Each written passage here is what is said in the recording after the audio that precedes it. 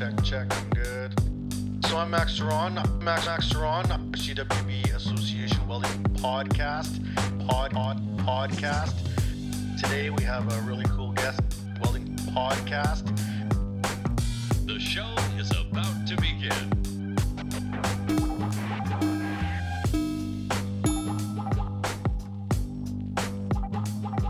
Hello and welcome to another edition of the CWB Association podcast. My name is Max Ceron. As always, having lots of fun, and we have past guests with me today we're gonna have a catch-up date is what we're gonna do. We're gonna have a catch-up date, and I got Joe and Mac here from the Red Bench. Hello, ladies. How are you guys doing? Hi, good. Thanks for having us today. Hi, everybody. Yeah, thanks for having us back. We had such a good experience the first time, so we're happy just to have a catch-up chat today. Yeah, and this is important because people do projects, and when I bring them on the show, we talk about, oh, what are you working on now? What are you doing now? And I'm starting to get to that point now. I'm going on to my second year of the podcast, and I want to know what's going on with people since the last time and how their projects have gone. And I think the audience who listens was probably curious too, like what happened to those people that were on before that had all these crazy ideas, and you're one of them peoples. So Right for the on. for the people that don't know the Red Bench, well, why don't you guys explain what is the Red Bench? Yeah, so the Red Bench is a community project in Edmonton, where Mac and I have set up a not-for-profit business where we provide women and underrepresented genders with a shop space where they can come and use tools, consumables, and equipment in order to develop and evolve their skill set in welding and metalworking. And so anybody who's a woman or underrepresented gender can join to access the workspace. It's completely free.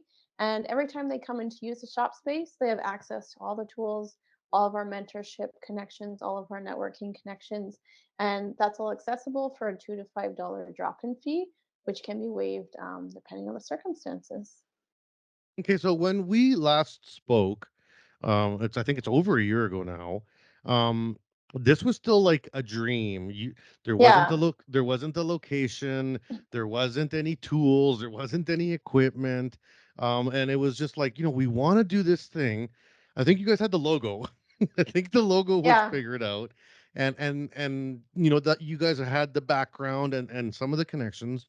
So, what were the first steps that started to come together? What were the first kind of pieces that started making it feel like, yes, this is going to work?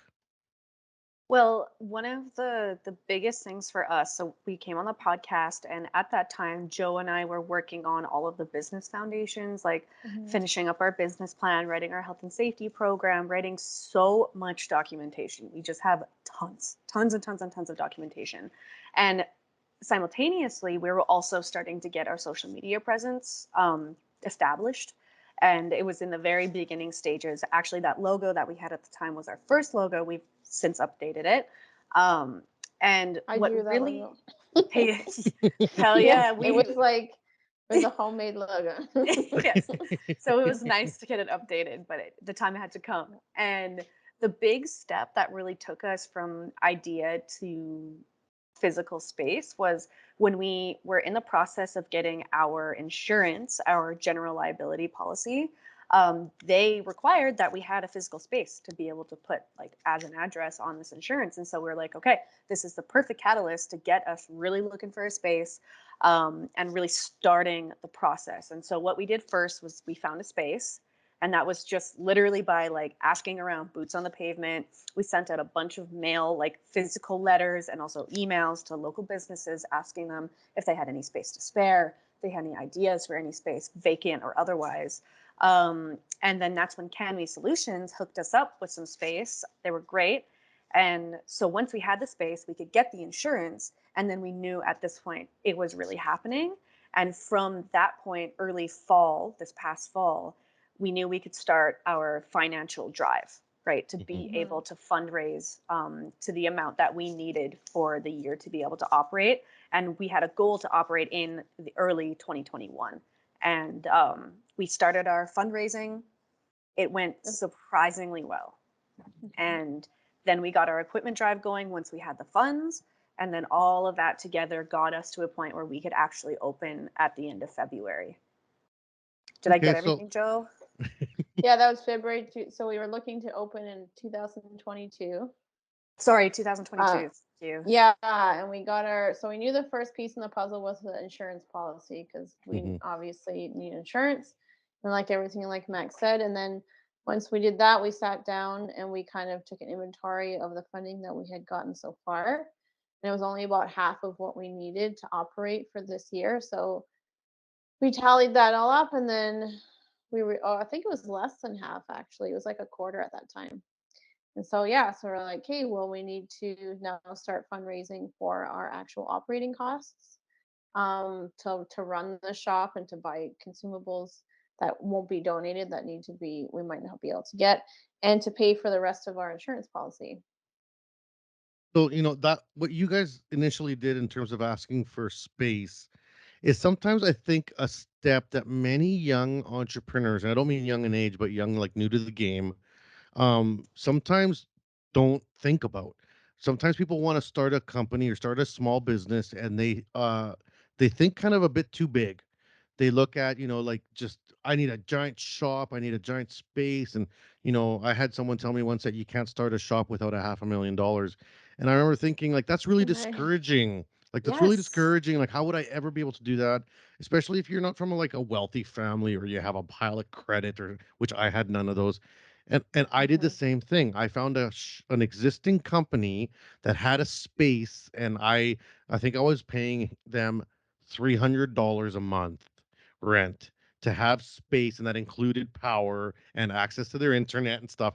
And it was like basically like the size of this room, but I at least had a physical space that I could start getting a phone and getting my own things. And then I had my little welding machine, and I could do things on a table at least and start somewhere. And that works. And I know lots of places that have done that. And I think it's a good message for people to have, just don't wait on a dream. Just find a way. Just find a way. It might have to be smaller, scale it back, but you can get going. And how can we reach out to you guys? What did they say? They're like, yeah, come on in, or did you guys have to meet them? Like, what if they weren't cool? What if they were weird or something? Like, I don't know. What's the vetting process? Yeah, so basically, they were one of the people that we had sent an actual physical letter to, and in this letter we just said who we are, and what our vision is, and what we're trying to achieve, and what we'd like. And we said, we're able to pay up to a certain amount. I don't know, it was like $450 or $500 a month for utilities. Like, we're not expecting this to be 100% free, right? Like, Hmm. there's things that need to get paid for, like power, internet, waste removal, water, whatever it may be. Hmm. And all we want is like a little portion of your shop space. We won't be there during the day, during operating hours. We're only coming on the weekends and evenings. And we'll set times that we'll be there, and we'll set like an area that's just ours. And everything was like very contractual. And we did all the paperwork that we needed to do. And it's just like you said, Max, if we had sat around and been like, no, we need this, our own shop space, and we need to, like fundraise like half a milli to get into this place, or else we're not going to do it. And yeah, it would have never happened. Like, we realized we needed to start small. And yeah, Canway just invited us in. They're a new business too, so they had just started the year before we had started. Hmm. And yeah, it was just a really good way for them too to connect to the community, I think, as a new business, to kind of be like, establish themselves as somebody that cares about the community and wants to contribute to it. So it was a good fit for both of us. So of course, these agreements always work both ways, and so it was Hmm. beneficial to them, and it was beneficial to us too. Cool. And then, you get the space, then you get the insurance, and now you're like, okay, we got a space. And there's a hurrah moment where you walk into your little space and you're like, this is ours, hooray. And then you start looking around and being like, table's gonna go here and this is gonna go there, and I want to do this here, and we'll put up posters there. And then it's like, okay, now we need equipment. And that's the next Yeah. daunting task, right? How did that start to work? And you said you did like fundraising and collections of funds. How did you do that? What were the steps, or was there agencies? Was there helpers? How did that play out? Yeah, it was it was quite an interesting process. So the fundraising that we did was really only for our operating costs and like one-off supplies and consumables. We knew that we needed to get the majority of our equipment donated because, you know, trying to buy that kind of stuff new or used is a huge financial barrier. And we were perfectly okay with getting secondhand and lightly used and even well-used stuff, right? Because this type of shop stuff, if it's well made, it will last forever, even if it has a few scuffs and yada, yada, yada, right? And so the fundraising was particularly for the operating costs. And so we handled everything very separately. We did the fundraising first. We made sure that we actually had the money we needed to operate for the first year, and we just focused on the first year. And then once we had that secured, then we moved on to the equipment. And so with the financial fundraising part of it, we did a GoFundMe, and that was to help us with our like first amount of insurance that we had to pay because we had literally no money. Yeah. And so I remember we were in a meeting with someone, I can't remember who it is, Joe, but they said like friends and fools first. Reach out to your friends Oh, first, yeah, that friends, was family, right. and Yeah. fools first. And Mhm. so we were like, well, why don't we just start with a GoFundMe? We can share this to our own family members. We can share this to our friends. We can get the ball rolling with the people that we already know, even though it's kind of Mhm. scary, right? Because you're kind of like pitching this brand new idea to your friends and your family, and you want them to believe in you. And you're kind of like, oh, what if they're going to think it's stupid? But everyone loved it. And the GoFundMe, we went from zero to our goal in 3 weeks. Yeah. So once we had That's that, we crazy. had a little bit of money in our account. We were like, okay, our insurance is taken care of for right now. Now we can start focusing on the other stuff. And we knew we wanted to go for corporate sponsorship kind of thing. If we could find a corporation that really aligned with our values and were interested in helping us get started, then that would work really nicely. And so Joe and I actually worked a lot on a sponsorship kind of hierarchy, like tiered thing, where we had 3 tiers for sponsorship options for certain, like all of these companies in Alberta, in the Edmonton area. And we just reached out to so many different companies, asking them if they'd be interested to help us out. And we always posed it in that like doubly beneficial way, where it's beneficial for them and it's beneficial for us. And so Alco Gas and Oil had caught wind of what we were doing and what we were trying to do.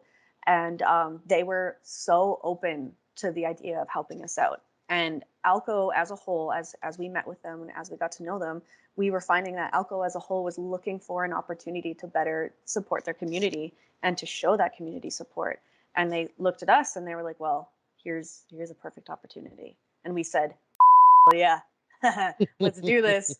And we actually, Joe and I had to do a couple of really big presentations to really pitch our idea and really show exactly what their sponsorship was going to do for them, which was a lot of work on our part. And it was It really very, was. it was a lot of like, it was very educating for me and Joe to go through that and see what these types of agreements really look like.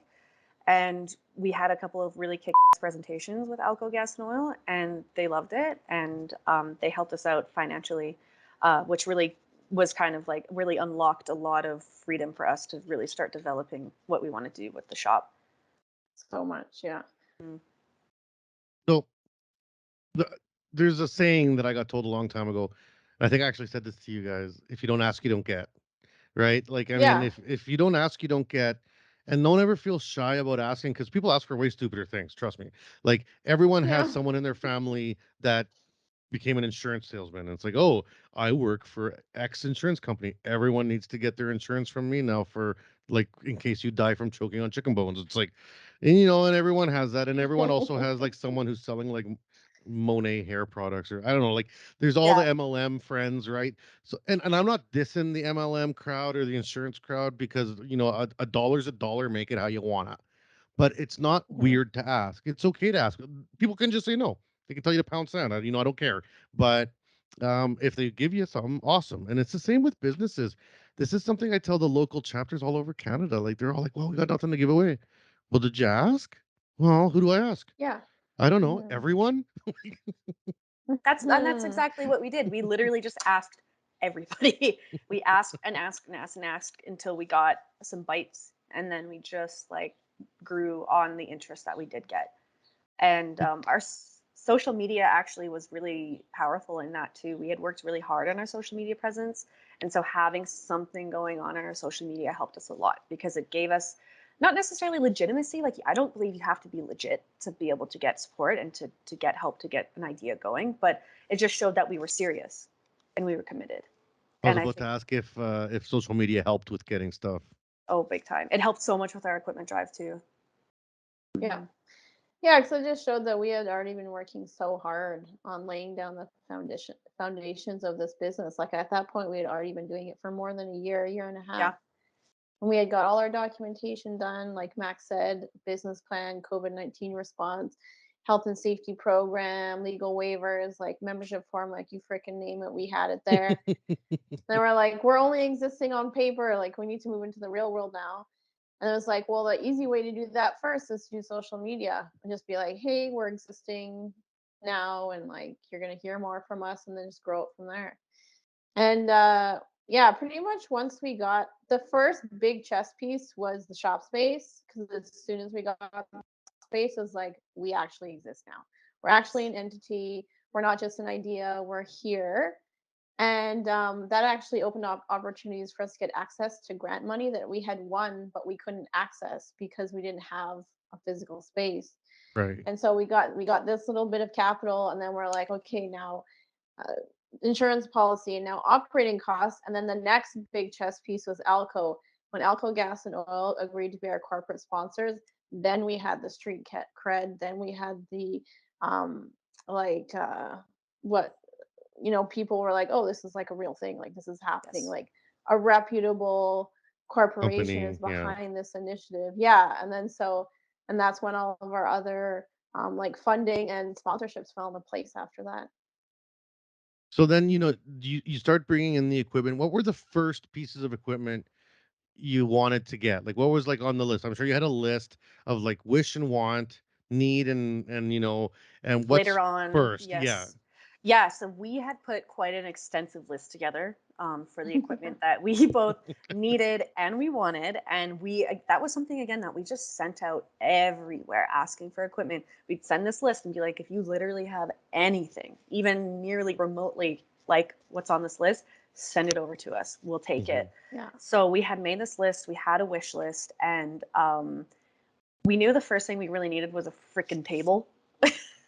Tables are huge. You need a table. Yeah. We needed a table, and we knew that. And actually, a friend of mine helped us out with that. Her dad had an old welding table hanging out at their acreage, like outside of Camrose. And Joe and I went out with our little Home Depot van and picked it up and took it back to the shop. And we have no knowledge in hoisting, but we hoisted that table off We the truck. really did.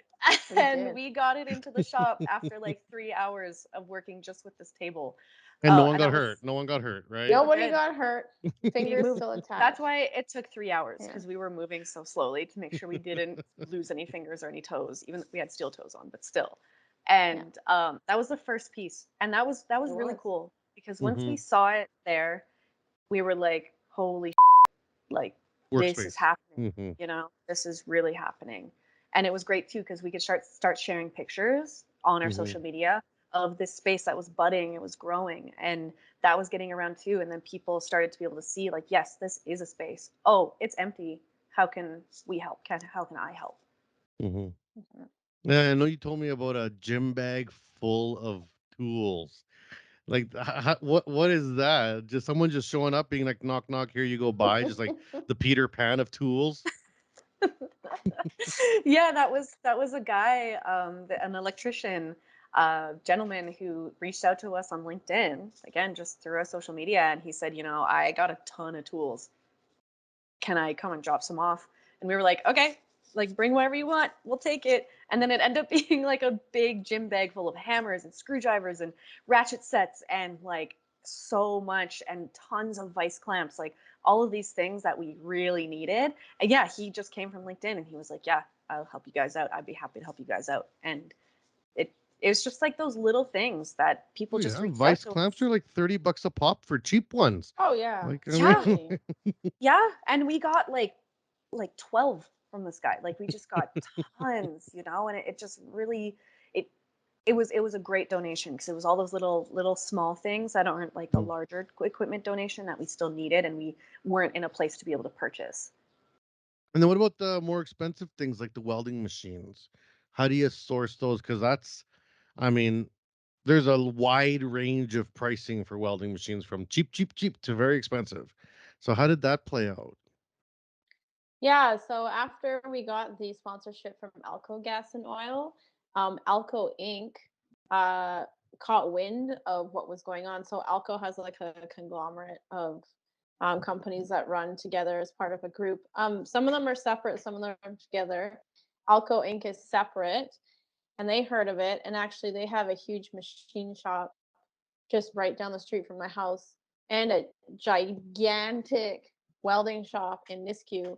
And yeah, the vice president, or one of the people that we were working together with on the sponsorship at Alco Gas and Oil, talked to the vice president of Alco Inc. and told us what was going on and how Alco was sponsoring them. And he basically was like, I want to help them as much as I can. Rod. So he invited us over. He took us down to Nisku, showed us around, and basically was like, how can I help you? What do you need? And we're like, we need welders. Like we can't operate without welders. This is very important. And we need like cylinders, we need angle grinders, we need any sort of PPE you guys got going on, any sort of like consumables like electrodes or grinding discs or cutting discs, whatever it may be. And they literally sent over like a truck with a trailer full of just stuff like electrodes, wire, gloves, two welders, two beautiful Miller welders, of course, used on loan to us to use, gas cylinders. What else did Oxyacetylene, they give? oxyacetylene. Yeah, Um, oxyacetylene set up with hose and torch. yes, a Like ton it was of incredible. yeah, a ton of scrap, and it was a Scrap, really yeah. great experience too because Rod was one of those people and is one of those people who just like believes so much in the community, and he's so committed to helping women and diverse people get into the trade, and he's also heavily involved with getting women into aviation. And Mhm. so it was so great when we were walking around that Nisku shop. He was literally like, let's walk around. And we were able to be like, yeah, we need something like that. We need something like that. And we came across like like 6 Miller XMT 350 welders just like at the back of the shop. And he was like, yeah, like 2 of these. And I was literally like, that's Yeah, my and those are great Yeah, we were machines. both that's So. like, like this my is favorite crazy. machine. Are you kidding Yeah. me right now? Because we wanted a multi-process machine, but we knew that was expensive and that was going to be really hard to do. But when they were like, you could have an XMT 350, me and Joe were literally like, this is perfect. And furthermore, when they had dropped all of this stuff off at the shop for us, Joe and I had realized that we didn't have the right plugs in the wall. We didn't have the right electrical setup to be able to run the XMT. And Alco, again, were amazing. And they just brought a couple of electricians in and just completely wired up a brand new panel for us. They made sure that we had 3-phase power, put the brand new plugs in for us so that we could run these welders. And they did this for us completely free of charge. It was incredible.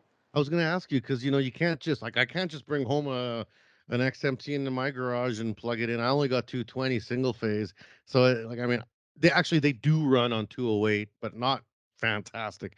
Not like Yes. they do on three phase. Like if you got 465 or whatever it is you're running, So I've been to your shop and I've seen the power hookups and I'm like those are cheap. Yeah, I think you have like 4 or 5 outlets wired in, and it's Mhm. like so what did those come with the building? But that's awesome. They got wired in for you guys. Yeah. Yeah, and those, that might not seem like a really big thing for like a massive company, because they got just equipment sitting around that may not be used or that was used for a job or that they have out in the back that they're like, yeah, we'll use this one day. We're not just using it right now. Like that literally changes people like Mac and I's life. Like our whole world was changed by that. Yeah. Like these welders that are just sitting there for them, they're like, oh, whatever. It's like, no, they'll lend it to us. And, now we can run our business. Now we can run our projects. Now we can start inviting women in and actually doing welding and metalworking like we intended to do. So it was just, oh my God, it was such an amazing moment. They have helped us so Yes. much. It was So much. amazing. And they had like Hmm. brought a forklift over to help unload it for us. Like they were just so generous, you know, Yeah. like, Mhm. and So they, without even, big shout out to them. Alco, Big Alco shout out Gas to and Alco Oil. Gas and Oil and Alco Inc. Like, Yes. we're here right now doing this. We're able to do it because of them and because of their support, and we're so appreciative. Awesome. Sorry, go ahead, Max. I was just gonna say, like, I noticed that there was other welders in your shop too. So did you have ones from Yeah. before the Millers showed up that you were kind of getting by with, or what were you guys doing? We had a teeny tiny little stick welding power source. That That was one's mine. yours? Yeah. Yes, I like literally got it on Amazon, which is great Mm-hmm. because it got me started in my own garage. So we Mm-hmm. had that, and we weren't that again. We knew we weren't going to be able to like operate with that, but we were able to set up our welding screens with that. And Yep. then we got all of the stuff from Alco Inc. And then not very long after that, we actually made a really amazing contact with an individual at Miller, the like local rep, Mm-hmm. basically. And how did they find out about us, Joe? Do you remember? They heard about us through Lori, I think, from LJ Welding. Yeah, it was LJ Mhm. Welding. That's a local welding shop in Edmonton. One of the amazing women there had connected us to the Edmonton or Northern Alberta rep named Sharon. And Sharon saw we were doing, and she was like, "This is awesome." We had her over at the shop, showed her around, showed her what we needed. Right at this point, we really needed PPE. We didn't have very much. We had our own personal PPE, and that was about it. And Sharon loved it. She was so excited for us, and she wanted Miller to get on this to show their support for the Red Bench. And so she got us connected to the like district manager for Mm-hmm. there in the Western area. Canada, yeah. Yeah, Western Canada. And basically he heard our story and he was impressed and he was excited for us, and he said, "Okay, let's hook you guys up with some Miller PPE." And then he was like, "We'll hook you up also with the Miller 220, Miller Matic 220, I believe it Mm-hmm. is." Mhm. And he was like, "Whatever else you need, you just let me know." And so Miller has now also become a humongous supporter of the Red Bench and has helped us out tremendously with this PPE and with the Miller Matic 220. So you got the tools Mhm. dropped off, you got the Yep. welders dropped off, you got it powered in, and then you get another welder, and then you get some helmets, and you get some jackets. I'm sure there's like some Miller jackets, Mhm. because they like seeing everyone in blue. That's their thing. And Yep. then at this point, are you guys like, I think we're ready to start? Are you still tentative about how we're gonna start? What's the rollout plan? Or were you still waiting for some more pieces to fall into place? Yeah, so actually before we had even negotiated the deal with Miller, we had already planned our first project and set the dates and invited members and had it all set up. And so that's also too why we're like, yeah, we kind of need this PPE like really Like right badly. now. like right now. We literally had the Yeah. date set and we were like, we don't have PPE yet. So let's get this rolling. Mm-hmm. Yeah, and so our initial idea was maybe they just lend us some. So we're like, it's totally cool if we could just like get some lended. But then they were super generous and said, no, we will actually sponsor you for it. So yeah, there just came a point after we got the Elco's gas and oil sponsorship, which was in December of last year. Over Christmas, we were just like, we got to do this now. Like it's now or never. We've done everything. We've laid the groundwork. We have the money. We have the shop space. We have the equipment. It's like, okay, we don't have the PP, but we're gonna get it somehow. We gotta do this now. And so Mm-hmm. Matt came up with the idea for our first project, and we reached out to our community. We're like, it's really happening now, because we had people emailing us periodically throughout the year, being like, "Is it open yet? Is there projects yet? Like, are you guys, what's going on?" Like, everybody was so excited, and yeah, so we started with our first project in February. And actually to note as well, because I'm super Yeah. proud of us for this, we started January 1st with not a single piece of equipment. And Yeah. we ran our first day of our first project on February 21st, fully Yeah. operational. So we made it Came happen to and we made it happen fast. So how did the first group sign up, and how many did you have, and how did it go?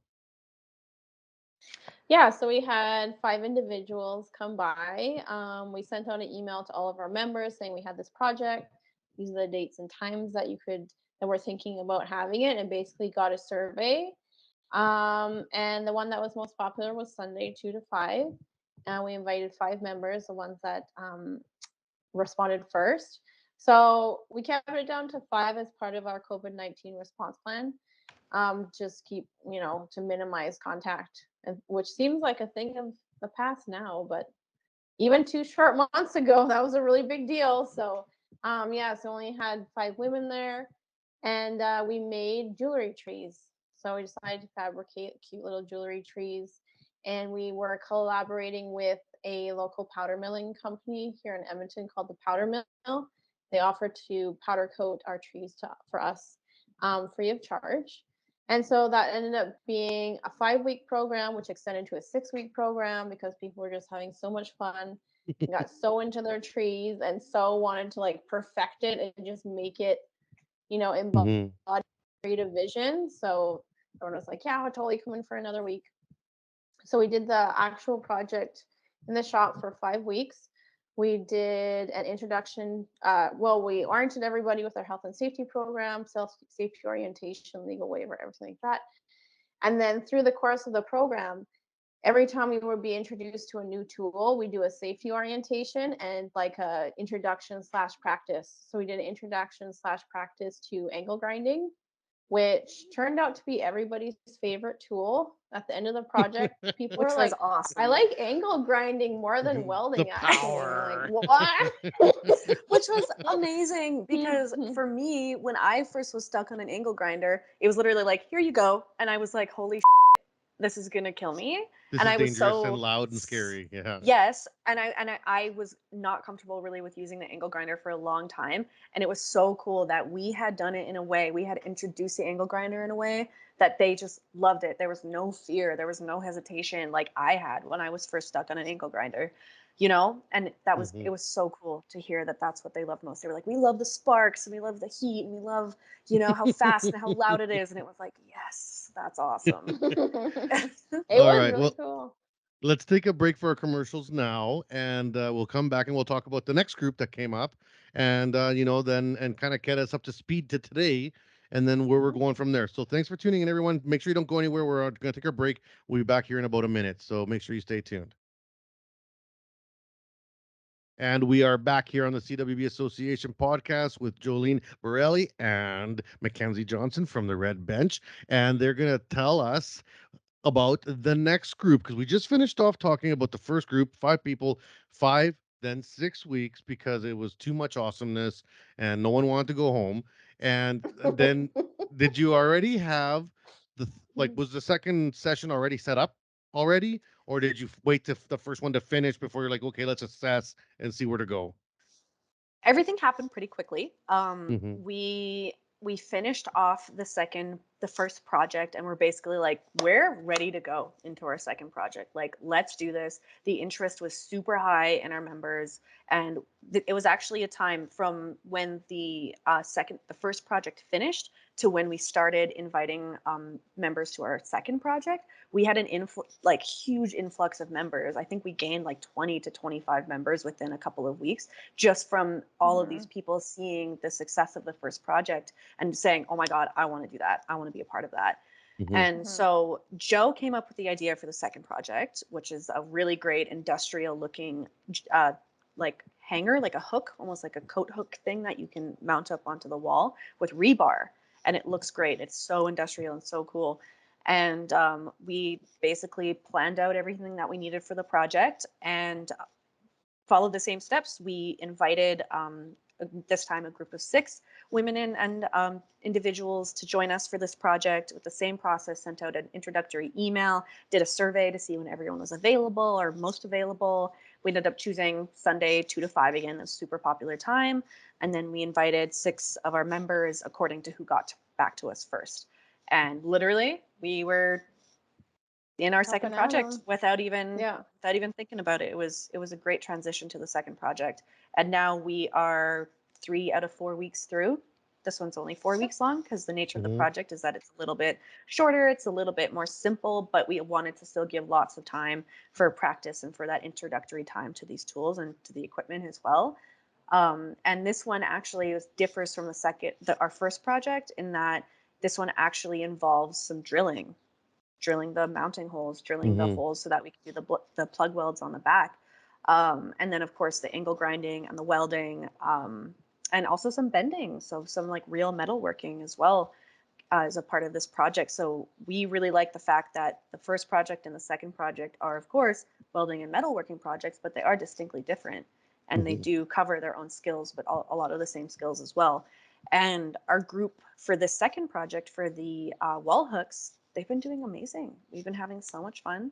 Now that the weather's a little nicer, we can open up the bay door in the shop. The vibe is amazing. Having so much fun. Yeah, and only 1 week left already. So when you you got everyone in, do you think you could do more than 6? Do you think you could do 8 or 10? Like, how many plugins do you have access to for machines? What would you say is your like max capacity you could handle, or is 6 kind of a top end number? I think right now for just two of us, 6, because we run the projects really tightly where we're all interacting and working together. Like nobody goes off on their own or just does their own thing. And we're kind of like going between the groups. We also have our own groups, like I'll take 3 and Mac takes 3, or I'll take 2 and Mac takes 2, or whoever is there. I think if we did more, we'd need more people. And that's kind of where we are right now at the Red Bench. Now coming to the end of the second project, it's clear more than ever we need more people involved in the Red Bench. We've done everything now that we've needed to do in terms of business foundations, in terms of fundraising for this year, in terms of equipment, fundamental equipment donations, and running our first projects. If that was any proof of concept of how popular and how interested the community is in what we're doing. And it's like got to a point now where me and Mac can barely keep up. Like it's so much. Like people are so excited and so many people want to come to start. Like we have 53 members. 53 in like 3 months. It's crazy. This is what Edmonton needed. This is what women want and other underrepresented genders want, and is what needed in the community. And people want us to come to their companies and speak. We just spoke to the Rotary Club of Edmonton last week because they heard about our story about leadership and they'd like us to share it. So it's not only the shop space, but people actually want us to share our stories, to demonstrate our leadership that may be reflected in their own company values with people that work there. And it's just me and Mac. Yeah. That's all there is. Yeah. Her dad, who is amazing, helps us with advice and like the businessy things like tax returns and stuff, giving us advice. But now it's gotten to a point where we need like people doing our social media. We need help with our like accounting stuff. We need help with just like somebody who could do training. Somebody could help us with safety orientations. Like we need more bodies in the space now. And it's super exciting because now we're going to be able to fulfill that part of our vision, which was bringing women and other underrepresented genders into leadership positions in the Red Bench. So now we're actively, after this project ends, going to really sit down and be like, how do we move on to the next step? So how are you How going do to we? start to do that?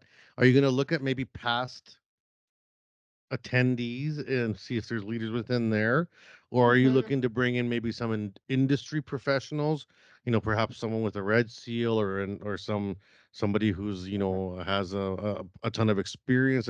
What do you see as the next round of leaders emerging?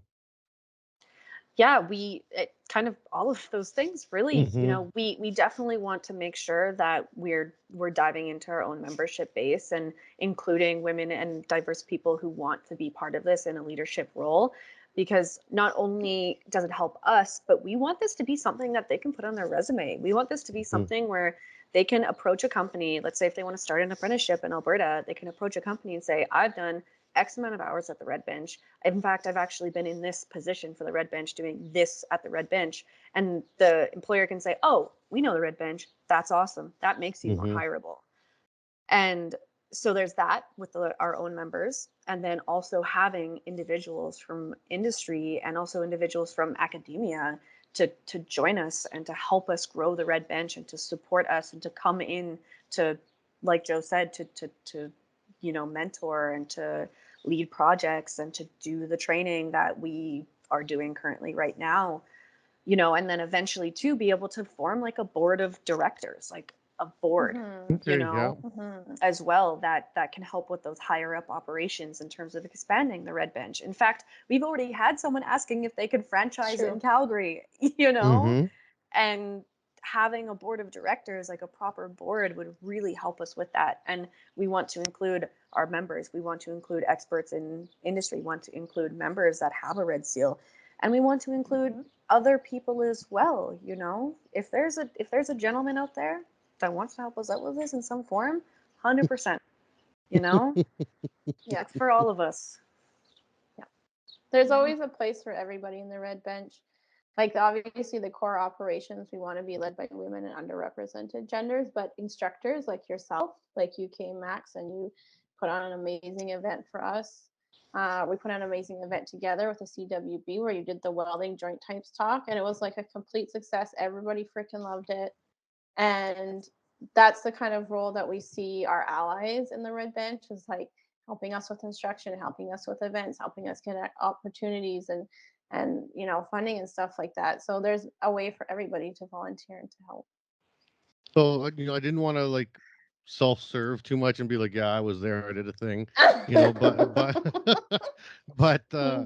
what was You it were. like for you guys to have someone, like me come in and come into your safe space and do something for your members? Because I have a membership too, and I'm like kind of like a mama hen with them, and I want to protect them and make sure that they get treated well. And like I even respond to like hate mail. Like I literally got hate mail today, and I responded to it because even if I get hate mail, I feel like I need to be like, "Hey, I'm sorry you feel that way," but Right. and so for yourselves with your membership, your 53 members that you have, there's a little bit of risk bringing someone in from the outside. There always is a little bit of risk. And obviously we've known each other for a while now, virtually. That was the first time we finally met in person, but there must have been a little bit of hesitation, or did you feel any hesitation being like, there's someone coming into our space, what's this going to be like? What will our members think? How will they react? Did you guys have those thoughts and feelings? I think for us, it was different in this case because we know you and we know you well. We've had many conversations with you. We've been on this podcast before with you. And also the way that you have always posed yourself on social media with the CWB and certain talks, that you are aware, you're like educated on these types of topics. You talk all the time about women, diverse people in industry like yourself too, right? That we knew right off the bat that you were going to be great. I think maybe if it was someone that we didn't know quite as well, I don't know, Joe, what do you think? Well, as part of our health and safety program training that we do, or that we have been doing at both our projects, we always say like any sort of like harassment. We have a very strong section on like harassment and like what happens if someone comes to the shop space and you get harassed or you feel uncomfortable, and like what are our code of ethics that underpin our activities and behaviors at the red bench. And so yeah, there's kind of like that thing where you're like, obviously you hope nothing happens, but we've also made everybody aware that if anything does come to light or like somebody feels uncomfortable, that we have a process in place for that. And we're going to make sure that everybody is safe and comfortable and things are going well. So yeah, it's not something we've had to deal with yet, but And We hopefully have, never, yeah, but we do have a procedure in place. And that's We do have again a why we procedure, took a year and a half to write so much documentation, because we wanted this to be in place before we even had anyone step into the shop. Mhm. And do you see yourselves having like lots of guests come in to do, kind of like what I did, like the just like one-off, little mini projects? I love that mini project. I thought that was a Oh super yeah. fun little thing, and Yeah. I'm like, I'm gonna run with that. I'm gonna use that in other places too. So Yeah. Totally. Yeah. Oh, it was freaking awesome, Max. It was so cool.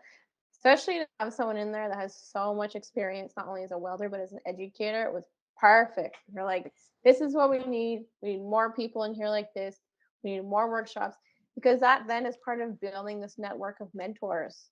So that when more members come into the shop and they're like, hey, we don't know how to do this. And me and Mac are like, well, we don't know how to do this.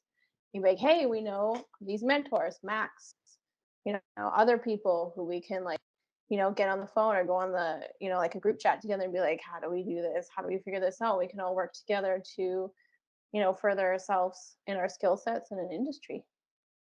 You guys have no idea how many messages I get on like Instagram and text from randos being like, my machine's not running really well. These are my settings. And I take the time to respond to everybody, which, people think is crazy, but I'm just wired that way. Like I can't like we went out for supper and I'm like trying to give advice on like to like random people being like, hey, did you know? Like, blah, blah, blah, blah. I Yeah, you're also a natural educator. I have a talking issue too where I don't seem to shut up ever. So Oh. It's okay. I have the same thing. So, but yeah, we really want to have more individuals come and join us for those one-off workshops. They're so much fun. And when you can kind of focus in on one part of the welding process or one part of the fabrication process, it's isolated enough that if you put it in a certain light in a presentation, it can be really accessible for everyone. And then if you're able just to try like one little part of it, it just becomes so accessible. Anyone can join a workshop like that, be able to try it, be able to understand. And then even though it still is just like one little part, like the joint types, for example, that's just one part of the entire welding, metalworking, fabrication thing. But they all left feeling like they actually learned something and they actually enjoyed it and they actually understand a little bit more about welding now. And they were able to take something home with them too. yeah. And I love the projector on the pipe that was so like Mad Max. Right? Absolutely. And it was so fun, and it was just great how it was like all of these random little chairs, everyone just sitting in their little chairs, and then the little projector screen right in front of our shop table. Like it was like, it wasn't, Very it was just, grassroots. it was Yeah. very Super grassroots. grassroots, super Yes, community. super If you want community. community, that was community right there. Yes. And everyone was telling us afterwards, that they just had so much fun. They loved just chatting with everyone. Like that break where we had our coffee and our donuts, everyone was just chatting it up, getting Yeah. to know Who are each you? Where other. are you from? What do you do? Like it was really Mm. good. All different personalities, all different types of stories. Yeah. And I go on Instagram now, and I can see that so many of them are now following each other on Instagram because Yeah, they've I did. Some of connected. them added me too. Yeah, right. Like they've just started to connect, and like this Hmm. this is this community that Joe and I, we love so much, and we want to build and we want to nurture, right? And there's so much that Joe and I do, and then there's so much that just having them connect with each other does as well.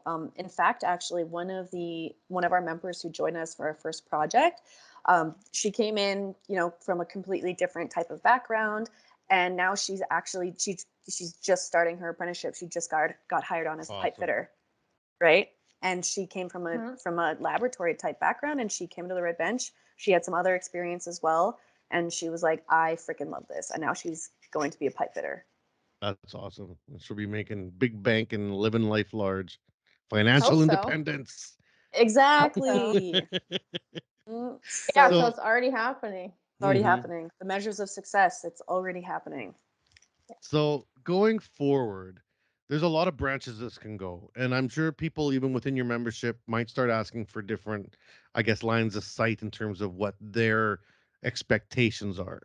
So, you've kind of proven that you can do these, project sessions over a few number of weeks and maybe the one-off presenter sessions. And these are all like very fun, very introductory. And that I'm sure you guys can stack those up and create a library of projects. I know when I was working at the college, Mhm. I would do weekend classes for hobbyists, and I would take pictures of every single project anyone had ever made and kept them in a folder so that if someone was like, I don't know what to make, I'd be like, here, go through the folder. These are things that other people came up with. Maybe Yeah. it'll inspire you, right? You never know. Even if it was something silly, you never know. That might inspire somebody else into that. They'll think of a variation of it, right? So you guys will probably have an endless supply of that introductory stuff. But what if someone starts saying, well, could you guys help me maybe with passing my CWB test? Can you guys maybe Yeah. help me? You know, I want to practice for my pipe test. I already failed once, but I don't feel Mhm. comfortable at the hall. Is this Mhm. a space where I can practice maybe on weekends or after hours? And I'll Oh pay yeah. because they get money. They get funding for that even. You know, like Mhm. and do you guys see yourselves going into that space as well, which is maybe a little bit more complex? Big time. Yes, because I know when I was trying to start my apprenticeship, the last thing that I wanted to do was to try and like stay in class after hours with all the dudes and try and like the feeling of having to make mistakes as part of the learning process. Just I didn't feel comfortable doing that in that space. And so I could have freaking used something like the red bench to just be able to say like, oh my gosh, I just need a place to just practice these welds, even if it's for a specific test, and just be able to like sit down and just practice, practice, practice, practice, get all of the practice that you need. You know, Joe and I will never like the red benches isn't going to be a space where people can really go like get a certification or get that type of training. But if they want to come and just practice so that they feel more prepared for whatever testing they want to do, they feel more prepared for testing on a job, you know, they can come and they can do that.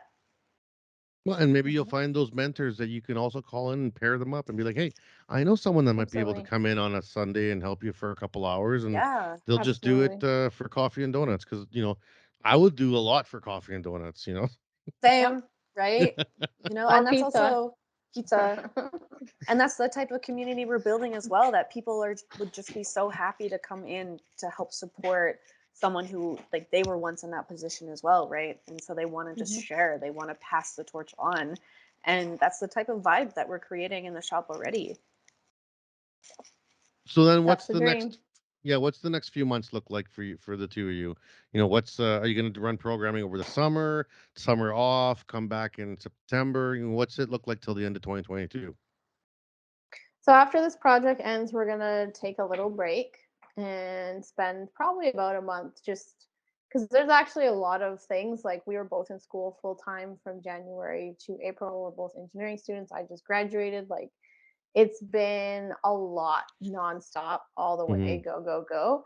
And there's actually a lot of opportunities and like little things for funding that we haven't even had time. There's even one with the CWB who we haven't even time to look at it because like we're just doing all this other stuff. So we really need a moment to just sit down, like reflect on everything that's happened, take Hmm. lessons from it, and then strategize moving forward. So moving forward, we want to, working on more on those funding opportunities and collaboration opportunities that we've had with people reaching out to us over the past few months.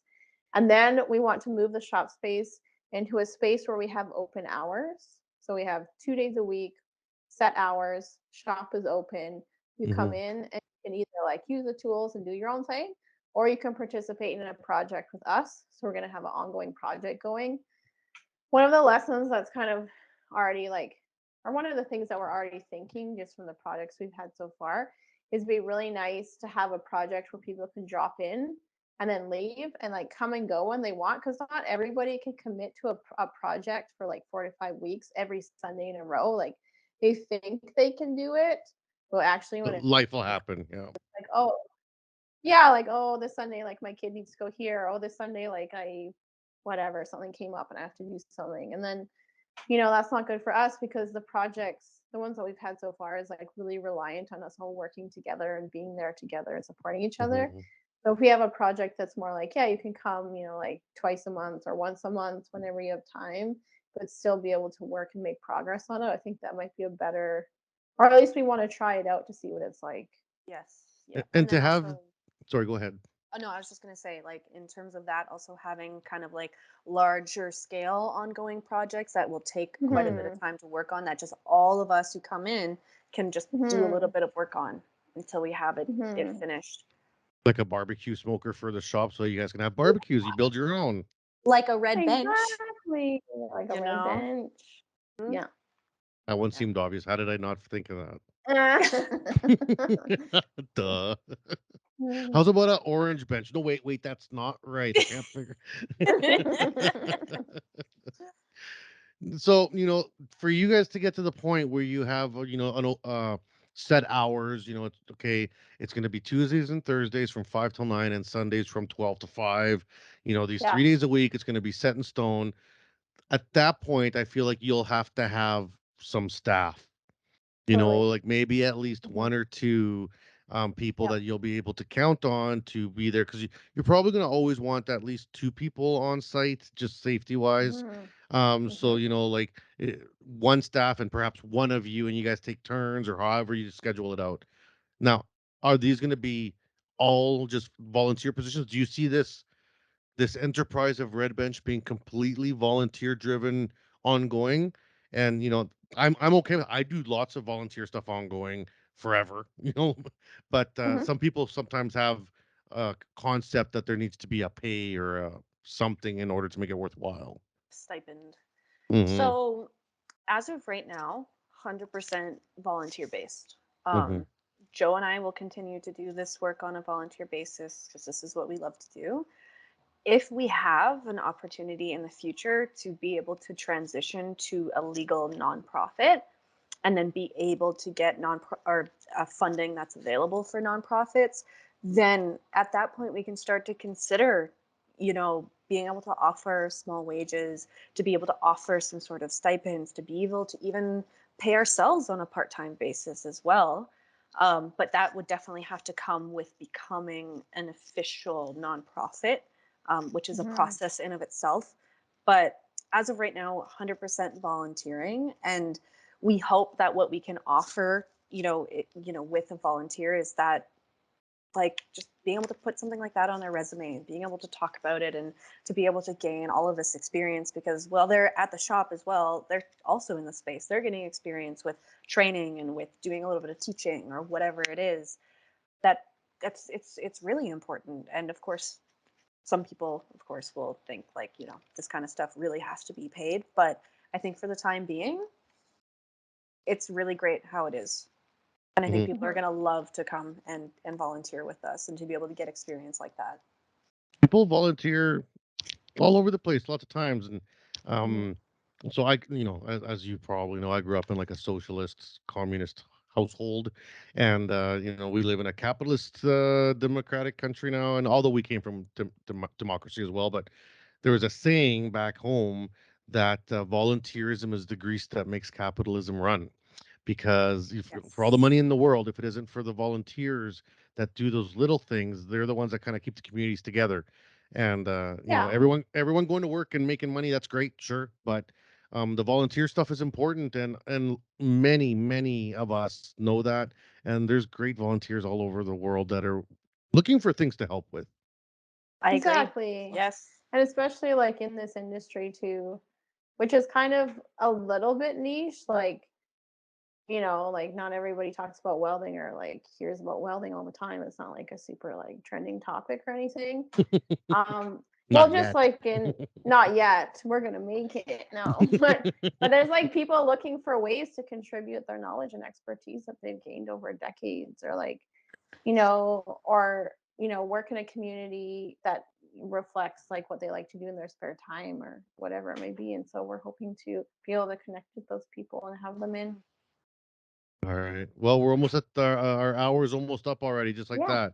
Like yeah, always, boom, 1 hour, boom, just flies by. yeah. Yeah. And so I gotta ask you guys each a question, and I don't want you to use the same answers. So you have to give Okay. different answers, okay? So Okay. first, Joe, Yeah. what would be your top three pieces of equipment you would love to get for your shop next, and in order? Okay. So number one, horizontal bandsaw. Number Okay. one. Number two, like a big bench vise, like a really strong, big ass bench vise that we can bend metal in And and also use like it as an anvil, because now you know. use the anvil. Exactly. Exactly. And then number three, I'm just gonna go out there. I'm gonna say Mhm. something crazy. But I would like a plasma cutter. Ooh, that'd That'd be be awesome. sweet. That'd be sweet. Right? Yeah. All right. Well, those are three awesome answers, Mac. Now you can't use those answers. What are I your took the good top? one. Yeah. What are your top three pieces of equipment in order, not repeating Joe's? Dang. Joe did a great job. That's what that's been our wish list. That's our wish list. Yeah. I would say, as one, 2 TIG torches, TIG consumables, both steel and aluminum, Yeah. 2 foot pedals, the whole thing. So That the and setups also for your XMTs. yes, exactly. And also like one of those really nice kits that have a bunch of like nozzles and Yeah, the CK everything. Worldwide one, that one's super nice. I have that one. It's awesome. Yes, I would love that. Number 2. Oh my God. On the spot. Number 2, I would say You're saying also chop saw too, right? yeah, I was You just can't thinking. help her. You can't I'm be. sorry. Oh Wait, my gosh! I was I had thinking one. chop saw. I I was was thinking chop. I literally just had chop saw in my head, but I'll do something You else. looked like you were thinking chop saw. and I Chop just saw. wanted to- I was just about to say chop saw, but I would like for equipment too to be able to have like a library of like steel toe boots to be able to Sure. offer people who Yeah. come in who don't have steel toe boots. I would love that. And then number 3, a chop saw. Yeah, because you can get these little things that like go over regular shoes that makes a Yeah, little steel they're toe on toe it. covers. Yeah. Yeah, Yeah, because and they're so not many. expensive. You guys want some of those? Like, I'm sure people out there can get them cheap, cheap, cheap. Yeah, because Uh, that's one of the biggest expenses for people is steel toe boots. Well, and make sure you let all the people that come to your courses know that they can get 10% off all their PPE from Mark's Work Warehouse as a member, right? So, Right. I personally forgot about that. mhm. So that's great. Boots, jackets, gloves, safety glasses, they sell all that at Mark's Work Warehouse.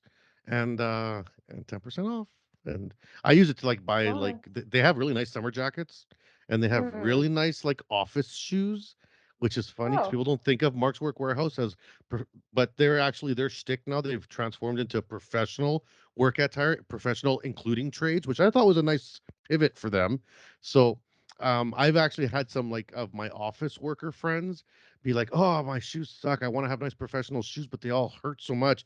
It's like go to Mark's Work Warehouse because you can get like, like like these really good name brands work boots, but they make really fashionable shoes, but they're really well made They and got like good with the stuff. proper Hmm. insoles, and so like they're really comfy and they're like, wow. And I'm like, and I'll come with you so that I can give you my 10% discount. Exactly. Awesome. So, well, thanks again for being on the show.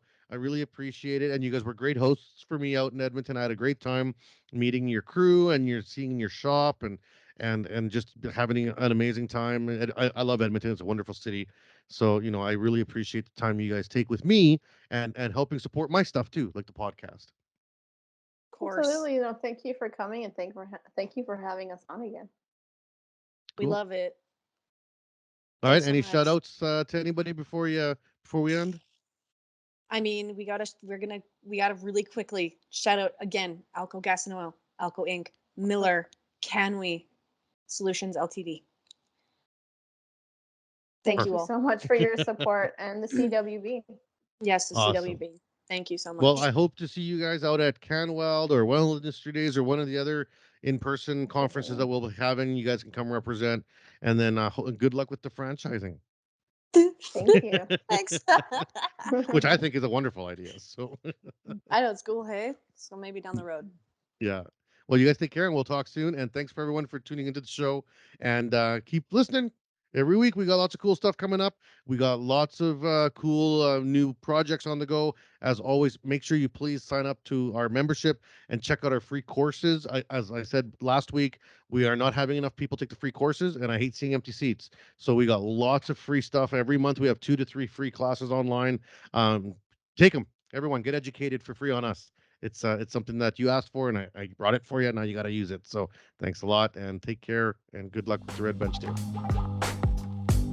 We hope you enjoyed the show.